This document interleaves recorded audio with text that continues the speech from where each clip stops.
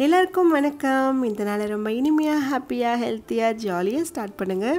இந்த விலாக் நான் பேச ஆரம்பிக்கும் போதே எனக்கு பயங்கர எக்ஸைட்டிங்காக இருந்தது. ஏன்னா இதில் நிறைய குட்டி குட்டி சர்ப்ரைஸான விஷயங்கள்லாம் இருக்கும். என்னை பொறுத்த வரைக்கும் இந்த விலாகே சர்ப்ரைஸ் தான். எனக்கு இது எந்தளவுக்கு சர்ப்ரைஸ் ஆச்சோ இல்லையோ, ஆனால் உங்களுக்கு கண்டிப்பாக யூஸ்ஃபுல்லாக இருக்கும்.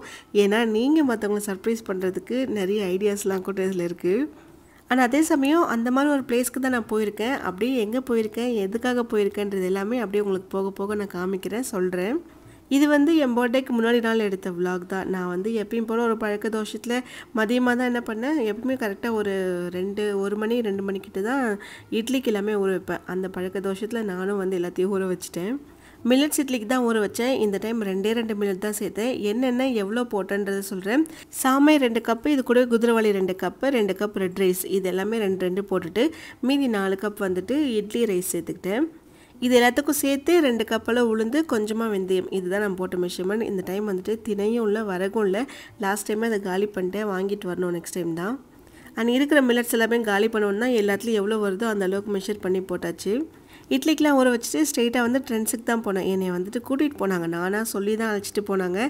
நாளைக்கு எனக்கு பர்த்டே வருது, எனக்கே இன்னும் ட்ரெஸ்ஸே எடுக்கலன்னு நானே அல்பத்தனமாக கேட்டுட்டு தான் போனேன். இதில் ஒரு சர்ப்ரைஸ் இருக்குது. ஆனால் அந்த சர்ப்ரைஸ் என்னன்றது எனக்கு முன்னாடியே தெரிஞ்சிச்சு. பட் நம்மளும் தெரியாத மாதிரியே எத்தனை நாள் தான் நடிக்கிறது, சரி நடிப்போன்ட்டு தான் நானும் ட்ராக் பண்ணிகிட்டே இருந்தேன். வருஷத்தில் ஒரு நாள் நமக்கு பர்த்டே வருது. அந்த அன்றைக்கி நமக்கு கொஞ்சம் எக்ஸைட்மெண்ட்டாக தான் இருக்கும், ஜாலியாக இருக்கும். பர்த்டே வரப்போகுது அப்படின்னா எப்பயுமே ஒரு 1 வீக் பிஃபோரே கேட்டுருவார். 1 மந்த் பிஃபோர் கூட பர்த்டே வருது நெக்ஸ்ட் மந்த்து என்ன ட்ரெஸ் எடுத்துக்கலாம், எங்கே போய் எடுக்கலாம் அப்படின்ட்டு கேட்டே இருப்பார். நான் வேணான்னு சொன்னாலுமே வம்பு பண்ணி அழைச்சிட்டு போயிட்டு வாங்கி கொடுத்துருவாங்க. ஆனால் இந்த டைம் நானும் பார்க்குறேன், 3 நாள் தான் இருக்குது, 2 நாள் தான் இருக்குது, கனெக்ட் பண்ணிட்டு ஒரு வார்த்தை கூட யாருமே கேட்கவே இல்லை. நைனியுமே இப்போ கொஞ்சம் தெரிய ஆரம்பிச்சிச்சு. என் பர்த்டே வருதுன்னு சொன்னோடனே அவளுக்குமே பயங்கர எக்ஸைட்மெண்ட்டாக தான் இருந்தது. போயிட்டு எந்த ட்ரெஸ் போட்டாலும் நல்லா இல்லை, நல்லா இல்லை, நல்லா இல்லை, எது போட்டாலும் இது நல்லா இல்லைன்னு சொல்லிட்டு ஒரே பதில் தான் வந்தது. எனக்கே ஒரு கட்டத்தில் கொஞ்சம் டென்ஷன் ஆகிடுச்சு. சரி இப்போ என்ன தான் பண்ணுறது, எடுக்கிறதா வேண்டாமா அப்படின்னு சொல்லிட்டு பார்த்தேன்.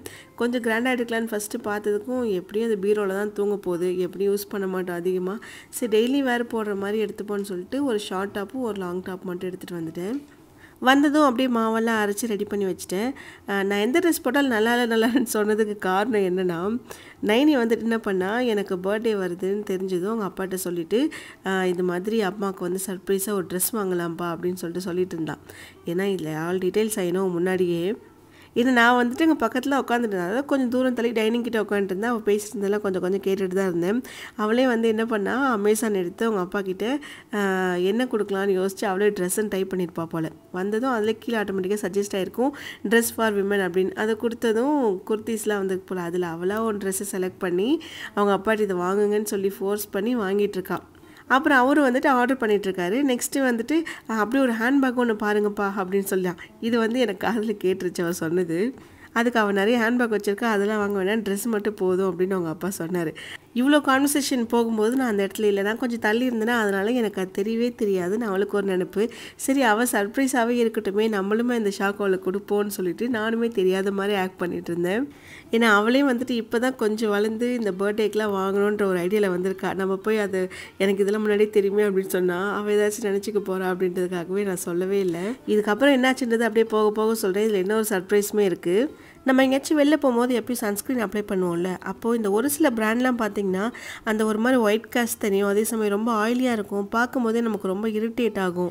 ஓகே, இந்த மாதிரி இஷ்யூலாம் நீங்கள் ஃபேஸ் பண்ணியிருந்தீங்கன்னா இதுலேருந்து எஸ்கேப் ஆகிறதுக்கு பியூர் ஆரிஜினோட Korean vitamin C light gel sunscreen தான் நமக்கு அமைச்சிருந்தாங்க. இது 0 ஒயிட் காஸ்ட். இது SPF 50 PA4+, ஸ்கின்னை நல்லாவே ப்ரொடெக்ட் பண்ணும். கொஞ்சமாக சன்ஸ்க்ரீன் எடுத்து ஃபேஸு நெக்கு ஃபுல்லாமே நல்லா அப்ளை பண்ணிக்கணும். அப்ளை பண்ணும்போது ஸ்கின்னோட ரொம்ப ஈஸியாக பிளண்ட் ஆகிடும். அண்ட் அதே சமயம் ஒயிட் ரெசிடியூ சுத்தமாக கிடையாது. அண்ட் ஸ்கின்னில் ஏதோ இருக்க மாதிரி ஃபீலே இருக்காது. ஏன்னா அந்த அளவுக்கு light weight, non sticky, daily யூஸ்க்கு பர்ஃபெக்டாக இருக்கும். முக்கியமாக இதில் கொரியன் விட்டமின் சி இருக்கிறதுனால ஸ்கின்னை ரொம்ப பிரைட்டன் ஆக்கும், டார்க் ஸ்பாட்ஸ்லாம் ஃபேட் பண்ணி டல்னஸ்மே ரெடியூஸ் பண்ணிடும். அண்ட் முக்கியமாக யூசு லெமன், இது rich in anti accident, collagen boost பண்ணி ஸ்கின்னுக்குமே ரொம்ப ஈவன் டோன் கொடுக்கும். எங்கேயாச்சும் வெளில போகும்போது சரி, இல்லை விளாக் ஷூட் பண்ணுறதுக்காக வெளில போனாலும் சரி, அப்போல்லாம் இந்த ஒரு ப்ராடக்ட் ரொம்பவே யூஸ்ஃபுல்லாக இருக்கும். அண்ட் இது டெர்மட்டாலஜிக்கலி டெஸ்டட், முக்கியமாக சேஃப் ஃபார் நம்மளோட இந்தியன் ஸ்கின். அண்ட் இதில் யூஸ் பண்ணுற யூசோ லெமன் எல்லாமே கொரியாவிலேருந்து சோர்ஸ் பண்ணுறாங்க.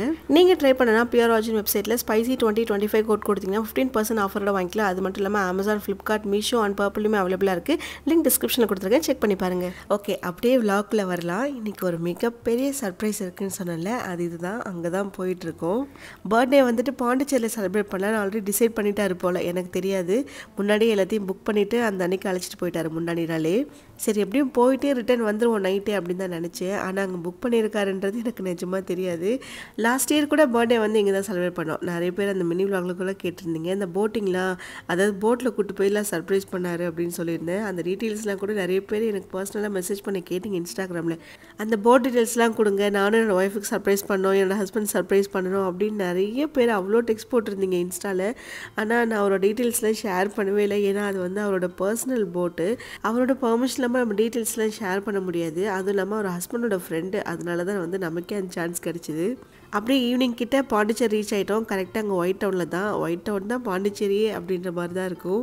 இந்த வருஷமும் பர்த்டேக்கு இங்கே தான் வரணும்னு இருக்குது போல். ஏன்னா நான் இது எதிர்பார்க்கவே இல்லை, நினச்சி கூட பார்க்கல நான் இந்த டைம் இங்கே வருவேன்னு. சரி வீட்டில் இருக்கவங்க ஆசைப்பட்டாங்க, நம்ம வந்துட்டு அந்த டைமில் போயிட்டு ஐயோ எதுக்குங்க வேண்டாம், இது ஒரு நாளுக்காக எதுக்கு நம்ம அவ்வளோ தூரம் போகணும் அப்படிலாம் வாயை வந்து விடவே கூடாது. கூப்பிட்றாங்களா, ஓகே சந்தோஷமாக அதோ கிளம்புறேன் அப்படின்னு உடனே போய் ரெடி ஆயிடணும். ஏன்னா அந்தந்த சான்ஸ் கிடைக்கிறப்ப தான் யூஸ் பண்ணிக்க முடியும். அந்த டைமில் போய்ட்டு வேண்டாம் அது இது நம்ம எதாவது சொல்லி ஒரு நல்ல ஒய்ஃப்னு பேரெல்லாம் எடுக்கணும்னு அவசியமே கிடையாது. கிடைக்கிறப்போ யூஸ் பண்ணிக்கிறது பெஸ்ட்டு. ஏன்னா திரும்ப அந்த சான்ஸ் நமக்கு கிடைக்குமான்னு தெரியாது. அப்படி திங்ஸ் எல்லாம் எடுத்துகிட்டு ரூமுக்கு போயிட்டோம். உள்ளே போனதும் ஆம்பியன்ஸ் சூப்பராக இருந்தது. நான் பாண்டியில் இருக்க ஒரு ஃபீலே இல்லை, எனக்கு ஏதோ கேரளாவுக்கு போன மாதிரி இருந்தது. பிறந்ததுலேருந்தே பாண்டிச்சேரி பக்கத்தில் இருக்கேன், மேரேஜ் பண்ணிட்டு வந்ததும் பாண்டிச்சேரி பக்கத்தில் தான். ஆனால் இது வரைக்கும் ஒரு நாள் கூட இங்கே ஸ்டே பண்ணி நான் பார்த்ததே கிடையாது. பாண்டியை ஃபர்ஸ்ட் டைம் இங்கே ஸ்டே பண்ண போகிறேன். அதுலேயும் மெயினாக ஆப்போசிட் டு பீச் நான் ஸ்டே பண்ணதே கிடையாது இது வரைக்கும். எனக்கு இது எல்லாமே புது எக்ஸ்பீரியன்ஸ் தான். ஒரு 2 இயர்ஸ்க்கு முன்னாடி கோவா போனப்போ கூட அந்த பீச் வியூ ரெசார்ட்லாம் பார்த்தோம். ஆனால் அங்கே ஸ்டே பண்ணல, ரொம்ப தள்ளி கொஞ்சம் உள்ளே தான் போய் ஸ்டே பண்ணோம். ஏன்னா அங்கெல்லாம் உங்களுக்கே தெரியும் எவ்வளோ ரேட் ஜாஸ்தி இருக்குன்னு, அதனால் அந்த இடத்துக்கு போகலை. இங்கேயுமே வந்துட்டு மாடியில் பார்த்தாருன்னு நினைக்கிறேன். அதுக்கப்புறம் தான் சொன்னார் மாடியில் ஸ்ட்ரெயிட்டாக அப்படியே பீச் வியூவோட ரூம் இருக்குது அப்படின்னு.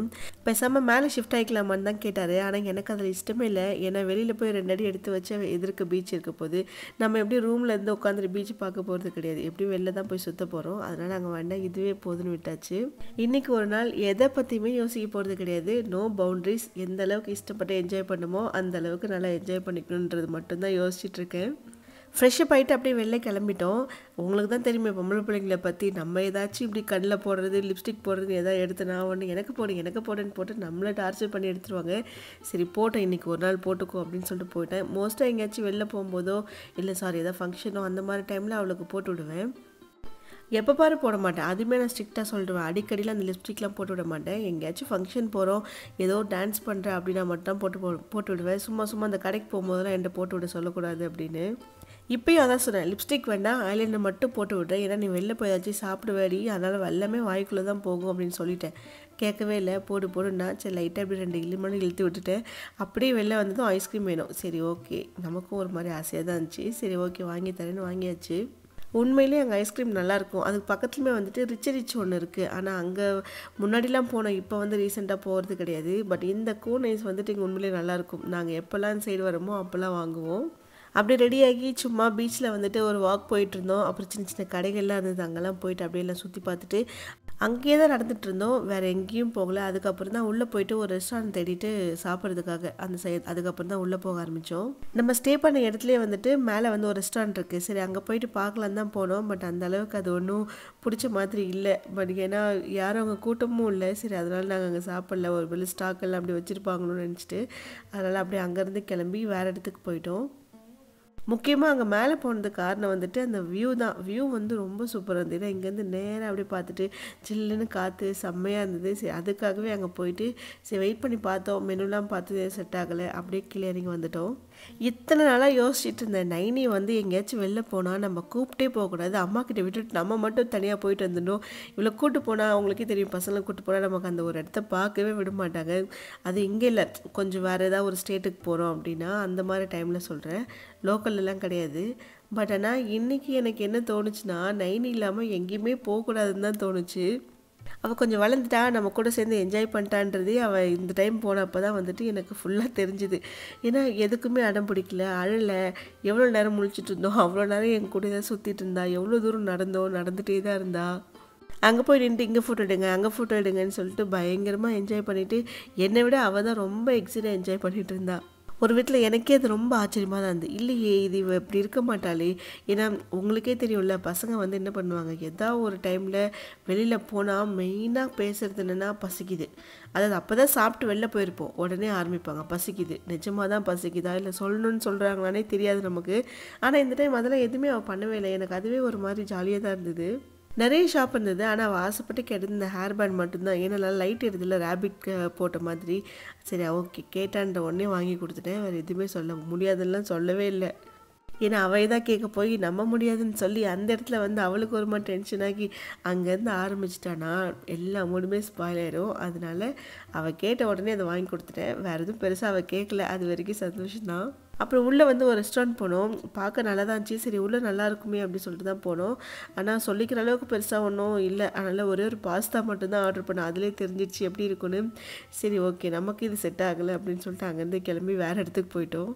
நிறைய பேருக்கு அங்கே பிடிக்கும், நான் இல்லைன்னு சொல்லலை. பட் நமக்கு வந்து செட் ஆகலை. அதனால நம்ம அங்கேருந்து கிளம்பிட்டு வேறு இடத்துக்கு தான் போனோம். நான் சின்ன வயசில் இருக்கும்போது ஒரு 4th 5th இருக்கும்னு நினைக்கிறேன். அந்த மாதிரி டைம் தான் வச்சுக்கோங்களேன். ஏன்னா 7th போனதுக்கப்புறம்லாம் பெருசாக எங்கேயும் வெளிலே போகலாம். அப்போல்லாம் ரொம்ப படிக்கணும்னு வந்துட்டு ஸ்கூல்லே ரொம்ப ஸ்ட்ரிக்டாக பண்ண ஆரம்பிச்சிட்டாங்க. அதனால் வீட்லேயுமே எங்கேயும் வெளில கூட்டு போகல. நான் 6th வரைக்கும் தான் வந்து நல்லா வெளில போய் சுற்றி ஃபேமிலியோட வெளிலலாம் போய் பார்த்து என்ஜாய் பண்ணுதுன்னு நினைக்கிறேன்.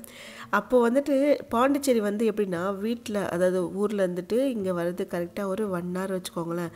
அதுவும் ஃபாஸ்ட்டாக வந்துட்டுனா 45 minutes அந்த மாதிரி தான் இருக்கும். பைக்லேயே கூட வந்துட்டு போயிடலாம்.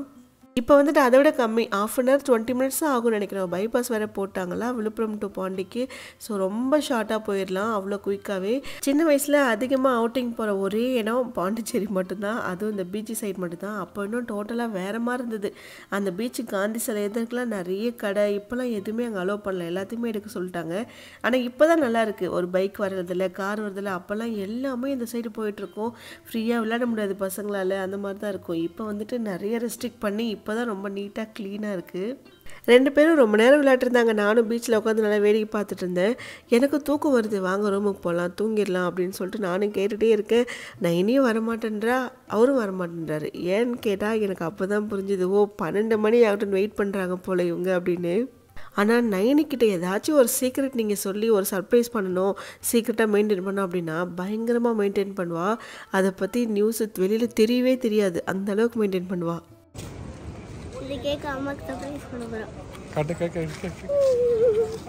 சிரிப்பை பாரு. இதுதான் இந்த வருஷத்தில் நான் ஃபஸ்ட்டு சாப்பிட்ட ஸ்வீட்டுன்னு நினைக்கிறேன். பட் நல்லா தான் இருந்தது. இந்த கேக் அம்மாக்கு சர்ப்ரைஸ் பண்ண போகிறோம். எனக்கு தெரியாமல் இங்கே இவ்வளோ வேலை நடந்திருக்குன்றது எனக்கு தெரியல. இந்த வீடியோ எடிட் பண்ணி நான் பேசும்போது தான் தெரிஞ்சுது, ஓ இவ்வளோ நடந்திருக்கா இங்கேன்னு. அங்கே காந்தி சில பக்கத்தில் வந்து ஒரு கஃபே இருக்கும், அங்கே வந்துட்டு போயிருந்தோம். சரி அங்கே தான் உட்காந்துட்டு இருந்தேன் கொஞ்ச நேரம், ரூமுக்கு போயிட்டு வந்துடுறேன் அப்படின்னு சொல்லிட்டு 2 பேரும் போனாங்க. அப்போவே எனக்கு லைட்டாக டவுட் வந்துச்சு தான், கேக் தான் வாங்க போகிறாங்க அப்படின்னு. பட் இருந்தாலும் எந்த கடையுமே இல்லை, இங்கே எங்கே போய் வாங்க போகிறாங்க, கேக்கே இங்கே இல்லையே அப்படின்னு. ஆனால் நான் முன்னாடியே சொல்லிட்டேன், எனக்கு கேக்கெலாம் வேண்டாம், நான் கட் பண்ணி செலிப்ரேட் பண்ணலை, சும்மா நார்மலாக நம்ம எப்படி போதோ அதே மாதிரி டே போனால் ஓகே தான். எனக்கு நான் ஒன்றும் குழந்தை கிடையாது இதெல்லாம் செலிப்ரேட் பண்ணுறதுக்கு. ஒரு மாதிரி ஹெசிடேட்டாக இருந்தது எனக்கு, கேக்கெலாம் வச்சு கட் பண்ணணுமா அப்படின்ற மாதிரி ஒரு ஷை தான் வச்சுக்கோங்களேன். தேவையில்லை, இதுக்கப்புறம் எங்கே பெருசாக என்ஜாய் பண்ணுறதுக்கு நமக்கு அந்த மூடோ மைண்ட் செட்டெல்லாம் வந்ததே இல்லை. இப்போல்லாம் பார்த்தோன்னா வயசாகுதுன்றது தான் மெயினாக தோணுது. நம்ம ஸ்டே பண்ணியிருக்கோம்ல, இந்த ரூம் கிட்டே வந்து ஒரு பேஸ்ட்ரி இருக்குது, அங்கே தான் வாங்கிட்டு வந்திருப்பாங்க போல். எல்லாம் கிடச்சிருச்சு, குட்டியாக ஒரு கேக் கிடச்சிருச்சு. இது வந்து ரவா கேக் தான். இதுக்கு மேலே வைக்க கேண்டலும் கிடச்சிருச்சு. ஆனால் இது கொளுத்துறதுக்கு மேட்ச் பாக்ஸ் தான் கிடைக்கவே இல்லை. அங்கே இருக்க செக்யூரிட்டி கிட்டலாம் போய் கூட கேட்டு வந்துட்டார். அங்கே இருக்க பசங்க கிட்ட, வெளில உட்காந்துருக்குங்க ஆள்கிட்ட, எல்லாருக்கிட்டையும் போய் கேட்டு வந்துட்டார். மேட்ச் பாக்ஸே இல்லை, அந்த கடையிலுமே இல்லை. அந்த லைட்டர் வேணா இருக்குது அந்த கேஸ் பற்ற வைக்கிறதுக்கு அப்படின்னாங்க. சரி ஓகே, அதில் நமக்கு கொடுக்க மாட்டாங்க. ஆனால் கேட்காம அப்போ தான் தோணுச்சு, என்னடா அது யார் கையிலையுமே மேட்ச் பாக்ஸ் இல்லை, பாண்டிச்சேரி எல்லாம் திருந்திட்டாங்களா அப்படின்னு. சும்மா ஜஸ்ட்டு ஃபனுக்கு தான் சொன்னேன், தப்பெல்லாம் எதுவும் இல்லை. சரி ஓகே. ஆனால் நானே என்ன பண்ணேன், அங்கே வந்துட்டு கேண்டில் லைட்டை பண்ண மாதிரியே நானே ஊதி அவள் ஆசைக்கு செலிப்ரேட் பண்ணிட்டேன். அந்த கெஃபேல வேலை செய்கிற தம்பி கூட போயிட்டு நிறைய பேர்கிட்ட விசாரிச்சுட்டு வந்துட்டார், மேட்ச் பாக்ஸே இல்லைக்கா அப்படின்னு சொல்கிறாரு. சரி ஓகே பரவாயில்ல விடுப்பா அப்படின்னு சொல்லிட்டு அப்படியே சும்மா வாயாலே ஊதிட்டு அப்படியே சாப்பிட்டு அந்த பர்த்டே அங்கேயே செலிப்ரேட் பண்ணியாச்சு. டைம் வந்து ஆல்மோஸ்ட் 12 தாண்டியே போயிடுச்சு. ஆனாலும் நம்ம அங்கேருந்து கிளம்பல. ஏன்னா டைம் கொஞ்சம் போனாலே அதுக்கப்புறம் தூக்கம் வர மாட்டேங்குது. சரி அந்த இடத்துல பார்த்தா மணி 12 ஆகிற மாதிரி தெரியலையே, என்ன தான் பண்ணுறாங்க எல்லோரும் இங்கன்ற மாதிரி தான் இருந்தது. அந்த டைமில் ஃபேமிலியோட வாக்கிங் போயிட்டுருக்காங்க. நாங்களும் அப்படியே அங்கேருந்து கிளம்பி ரூமுக்கு போயிட்டோம். கரெக்டாக ஒரு 12:30 கிட்ட இருக்கும். உள்ளே போனதும் நைனி எனக்கு ஒரு சர்ப்ரைஸ் வச்சுருந்தா. அதை நான் சொன்னேன்ல ஸ்டார்டிங்கில் உங்ககிட்ட, அவள் போட்ட குர்த்தி வந்து எனக்கு தெரியும் ஆர்டர் போட்டிருக்கா அப்படின்றது. அவரும் அவங்க அப்பாவும் சேர்ந்து தான் போட்டிருக்காங்க. ஏன்னா நானும் அதே அக்கௌண்ட் தான் லாகின் பண்ணி வச்சுருக்கேன் ஃபோனில். நான் சும்மா ஏதோ எடுத்து பார்க்கும்போது தான் பார்த்தா, ஓ இந்த ட்ரெஸ் தான் போட்டிருக்கீங்களா ஆர்டர்ன்றது எனக்கு முன்னாடி தெரிஞ்சிடுச்சு. பட் இருந்தாலும் தெரியாத மாதிரி அவட்ட காமிச்சிக்கணும்ல, நான் அதை அப்படியே மெயின்டைன் பண்ணிட்டேன். இந்த ட்ரெஸ் வந்துட்டு ஆர்டர் பண்ணி 1 டேயில் வந்துருச்சு. அதாவது நைட்டு ஆர்டர் பண்ணாங்க, அடுத்த நாள் காலைல வந்துருச்சு. வந்து காலிங் பெல் அடிச்சதுமே நைனி தான் ஓடி போயிட்டு வாங்கினா. நான் தான் திறந்தேன். ஆனால் இவன் கையில் வாங்கிட்டு ஓடிட்டா உள்ள. எனக்கு தான் தெரியுமே எல்லாமே. சரி நானும் வந்து எதுவும் கேட்கல. என்னதுன்னு கேட்டேன். அதை வந்து அப்பா ஒரு டிஷர்ட் போட்டிருந்தாரு, அதுதான் அப்படின்னு சொல்லிட்டு போயிட்டான். கொண்டு போயிட்டு அழகாக பத்திரமா ரூமில் வச்சுக்கிட்டா. அதே மாதிரி ஈவினிங்காக பாண்டி கிளம்பும்போது மறந்துட்டா வீட்லேயே. நாங்கள் என்ன பண்ணோம், எல்லாத்தையும் எடுத்து வச்சு தான் அவங்க அப்பா ஞாபகப்படுத்திட்டு வரப்போல. அப்புறம் ஐயோ பிரியா என் திங்ஸ் எல்லாம் நான் மறந்துட்டேன், நான் போய் என்னோடய ஸ்கெட்செலாம் மட்டும் எடுத்துகிட்டு வந்துடுறேன் அப்படின்னு சொல்லிட்டு மறுபடியும் ஓடி போயிட்டு கதவை திறக்க சொல்லி ட்ரெஸ் எடுத்துகிட்டு வந்து கையில் வச்சுக்கிட்டா. அதுவும் அந்த கொரியர் கவரை பிரிக்கவே இல்லை. நானும் காரில் 2-3 தடவை கேட்டேன், அம்மா அது என்னதுடி கையில் வச்சுருக்கே அப்படின்னு கேட்டால், அது வந்து தெரியல, அப்பா வந்துட்டு எனக்கு இந்த ஸ்கெட்சு க்ரையான்ஸ்லாம் போட்டார்னு நினைக்கிறேன், அதுதான் போல் அப்படின்னா. சரி ஓகே அப்படின்னு விட்டுட்டேன். அப்போ ரூமுக்கு எடுத்துகிட்டு வந்து கொண்டு போயிட்டு அங்கே ஒளிச்சு வச்சுட்டா தெரியாமல். இது எல்லாமே நான் பார்க்கலன்னு நினச்சிட்ருக்கா. பட் எல்லாத்தையும் நான் பார்த்துட்டேன். ஏன்னா நமக்கு தான் தெரியல அவள் என்னென்ன பண்ணுறா. நான் அவளை நோட் பண்ணேன். ஆனால் அவள் எனக்கு எதுவுமே தெரியக்கூடாதுன்னு எல்லாத்தையும் பண்ணிகிட்டு இருந்தா. ஒரு விஷயம் பண்ணுறதுக்கு இந்த அளவுக்கு எஃபர்ட் எடுக்கிறாளே அப்படின்றது எனக்கு ஒரு விதத்தில் சந்தோஷம் தான். அதுவும் அந்த கலர் எனக்கு ரொம்ப பிடிச்சிருந்தது. இந்த ரெட்டு என்கிட்ட இல்லவே இல்லை. அவங்க அப்பா வந்துட்டு எல்லோ தான் போடணும்னு சொன்னார் போல். இவ தான் இல்லைப்பா ரெட்டு தான்ப்பா அவளுக்கு சூப்பராக இருக்குன்னு ரெட்டு தான் வாங்கியிருக்கா. நைட்டே ஓப்பன் பண்ணதும் போட்டு காமி, இப்போவே போடுனா. சரி ஓகே அவள் ஆசைக்கு போட்டு காமிச்சிட்டேன். அப்படியே காலையில் ஒரு 5:30 இருக்கும். ஆனால் பார்த்தா அப்படி தெரியல. இது வந்து 5:30 கிட்டே இருந்தது.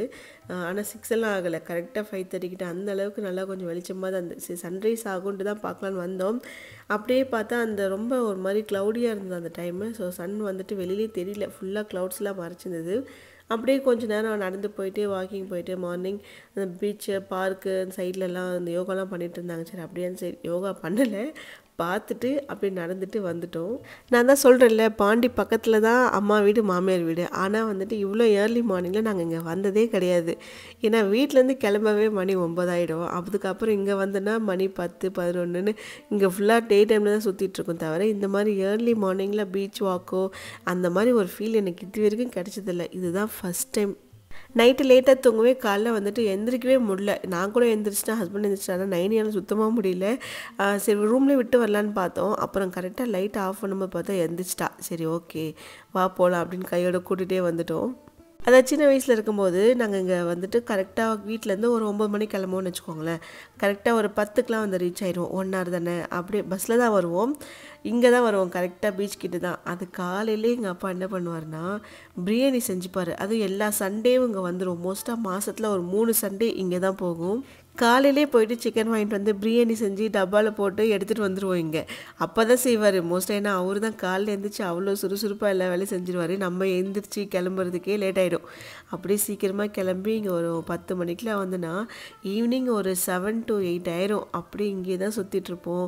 அது ஒரு மாதிரி ஜாலியாக இருக்கும். எங்களுக்கு ஜாலியாக இருக்கும் இல்லையோ, அவருக்கு வந்துட்டு இந்த பீச்னால் ரொம்ப பிடிக்கும் எங்கள் அப்பாவுக்கு. அது ஏனோ தெரியல. இங்கேன்னு சரி நாங்கள் சென்னை வந்ததுக்கு அப்புறமும் சரி அவருக்கு அந்த பீச்னாலே அப்படியே போய் உட்காந்தாருன்னா என்ன தான் ஒரு மைண்டில் ஓடுனே தெரியாது. அந்தளவுக்கு அப்படியே பார்த்துக்கிட்டே உட்காந்துட்டு இருப்பார். அப்போ நமக்கு அது புரியல. ஏன்னா நம்ம சின்ன பசங்க, நம்மளோட மோட்டிவ்லாம் வேறு தான். எங்கே விளையாடணும், எப்படி குதிக்கணும், என்ன வாங்கணும்னு அதுதான் தோணும். இப்போது அந்த ஏஜுக்கு நம்ம கொஞ்சம் வர தான் நமக்கு தோணுது. அதை நம்ம பேரண்ட்ஸ் ஆனதுக்கப்புறம் தான் நமக்குமே அந்த ஃபீல் தெரியுது. அப்படியே வாக்கெலாம் போயிட்டு வந்துட்டு காலைல குளிச்சுட்டு ஃப்ரெஷ் ஆகிட்டு பக்கத்தில் வந்து மணக்குள விநாயகர் கோயில் இருக்குது, அங்கே தான் கிளம்பி போனோம். நம்ம புக் பண்ணி இந்த ரூம்லேயே வந்துட்டு நமக்கு பிரேக்ஃபாஸ்ட்டும் இன்க்ளூடட்னு சொல்லியிருந்தாங்க. சரி என்னென்ன வேணும்னு சொல்லிட்டு அங்கேயே நம்ம சொல்லிட்டு கிளம்பிட்டோம். ஏன்னா கோவில் வந்து வாக்கபிள் டிஸ்டன்ஸ் தான். ஸோ போயிட்டு வந்துட்டு சாப்பிட்டுக்கலாம் அப்படின்ற மாதிரி மெனுவை மட்டும் சொல்லிட்டு போயிட்டோம். அவங்க ரெடி பண்ணி வச்சுருவாங்க, அதுக்கப்புறம் வந்து சாப்பிட்டுக்கலான்ட்டு தான் அப்படியே கிளம்பிட்டோம். அங்கே நின்று ஒரு சில ஃபோட்டோஸ்லாம் எடுத்துகிட்டு இருந்தோம். நான் போஸ்ட் கொடுக்க, நைனி போஸ்ட் கொடுக்க, மாற்றி நாங்கள் ஃபோட்டோ ஷூட் தான் அங்கே. இந்த ட்ரெஸ்ஸை வந்து நைனிக்கு இப்போ ரீசெண்ட் டைமில் எடுத்தேன். பேண்ட்லூன்ஸ்லாம் எடுத்தேன் நினைக்கிறேன். ஆமாம் அங்கே தான். அவளுக்கு அந்த ஃப்ராக் டைப் வந்துட்டு அவ்வளோவா அவளை லைக் பண்ணி போடவும் மாட்டா. போட்டாலுமே வந்துட்டு ஐயோ குத்துது குத்துதுன்னு கழட்டி வச்சிருவா. இது வந்து காட்டனாக இருக்கவே அவளுக்கு ரொம்ப பிடிச்சிருச்சு. எங்கே போனாலும் இது எடுத்துகிட்டு வந்து கொடுத்து இதை வை உள்ள அப்படின்னு வைக்கிறா. நானும் நிறைய இருக்குடி, நிறைய டைம் இதை போட்டடி, வேறு ஏதாச்சும் போட்டேன்னா இல்லை இல்லை எனக்கு இதான் வேணும் இதான் வேணும் அப்படின்னு சொல்லிட்டு எடுத்துகிட்டு வந்து கொடுத்துருவா. சரி ஓகே, பசங்களை வந்து நமக்கே தெரியல, எல்லார் வீட்லேயும் இந்த மாதிரி விஷயம் ஃபேஸ் பண்ணுவீங்க தான். நம்ம ஒன்று சொல்லுவோம், ஆனால் அதெல்லாம் போட மாட்டாங்க. அவங்களுக்கு என்ன தோணுதோ அதை தான் போடணும்னு சொல்லி அடம் பண்ணுவாங்க. சரி நானும் விட்டேன். சரி அவள் இஷ்டம், அவளுக்கு என்ன தோணுதோ அவள் ட்ரெஸ் அவள் போட்டுக்கிட்டோம் அப்படின்ற மாதிரி நானும் விட்டுட்டேன். ஸோ அவள் இதை தான் போடணும்னு நினைக்கினா சரி ஓகே போட்டுக்கோ அப்படின்னு நானும் பர்மிஷன் கொடுத்துட்டேன். நான் போட்டிருக்க இந்த குர்த்தி வந்துட்டு ஃபுல்லாக செட்டு தான், பேண்ட்டு துப்பட்டா எல்லாமே வரும். இது வந்து அமேசானில் தான் நான் வாங்கினேன். நான் வாங்கி எப்படி ஒரு 1 மந்த்துக்கு மேலே இருக்கும். ஆனால் நான் வெளியிலே எடுக்கல, அதை வாங்கிட்டு வச்சுட்டேன். சரி என்னைக்காச்சும் போடுவாங்க, வெளில போகிறப்ப போட்டுக்கலாம் அப்படின்னு சொல்லிட்டு. சரி ஓகே இன்றைக்கி போடுவோம் அப்படின்ட்டு தான் நான் கையில் எடுத்துகிட்டே வந்துட்டேன். காலையில் இங்கே போட்டு வந்துட்டேன் கோவிலுக்கு. அடுத்து வந்து வேறு ஒரு கோவிலுக்கு போகணும். அப்போ போகிறப்போ நைனி வந்துட்டு நீ நான் கொடுத்த ட்ரெஸ் தான் போடணும் அப்படின்னா சரி ஓகே போட்டுக்கிறேன், இப்போ மட்டும் இதை போட்டுக்கிறேன்னு சொல்லிட்டு போட்டுட்டு வந்துட்டேன். அப்படியே கோயிலுக்கு போயிட்டு சாமியெல்லாம் பார்த்துட்டு ரிட்டன் ரூமுக்கு வந்துட்டு அங்கே சாப்பிட்டு அதுக்கப்புறம் ட்ரெஸ் சேஞ்ச் பண்ணிவிட்டு அடுத்த கோயிலுக்கு கிளம்பணும். அது என்ன கோயிலுன்றது அப்படியே சொல்கிறேன். ஆனால் இந்த பாண்டிச்சேரி வந்துட்டு எதுக்கு ஃபேமஸோ இல்லையோ இப்போ வர வர இப்போன்னு கிடையாதுப்பா, எப்போ இருந்தோ இந்த ஃபோட்டோ ஷூட்க்கு வந்துட்டு ரொம்ப ஃபேமஸ். அதாவது தெருக்கு தெரு வந்து ஃபோட்டோஷூட் நடந்துகிட்ருக்கோம். நாங்களே எங்கள் வெட்டிங் ஃபோட்டோஸ்லாம் வந்து இங்கே தான் எடுத்தோம். சாரி வெட்டிங் ஃபோட்டோ சொல்ல முடியாது, அது மெட்டர்னிட்டி ஃபோட்டோஷூட்னு சொல்லலாம். ஏன்னா நான் லாஸ்ட் விலாக்லேயே சொல்லியிருந்தேன் அது வந்து வெட்டிங் பேக்கேஜில் தான் வந்துச்சு, போஸ்ட் வெட்டிங் எடுக்கலாம் அப்படின்னு சொல்லிட்டு. பட் அந்த டைமில் இங்கே எல்லாம் சென்னைக்கு போயிட்டோம் அப்படின்னால டிலே ஆகி கரெக்டாக மெட்டர்னிட்டி ஷூட் மாதிரி 5th மந்தில் அந்த ஷூட் பண்ணோம். அது வந்து எங்கெங்கெல்லாம் பண்ணுன்னா இதே மாதிரி பிளேஸ் தான், அந்த ஒயிட் டவுன். ஆனால் அந்த இடத்த நான் உங்களுக்கு காமிக்கலன்னு நினைக்கிறேன். அது இன்னும் ரொம்ப அழகாக இருக்கும். ஒரு வீட்டுக்கு வந்து வெளியில் தான் ஃபுல்லாக அந்த பிங்க் கலர் ஃப்ளவர்ஸோடு வச்சு சூப்பராக இருந்தது அந்த இடம். அப்புறம் ஆரோவில் போயிருந்தோம், அங்கெல்லாம் ஃபோட்டோஷூட் எடுத்தோம்.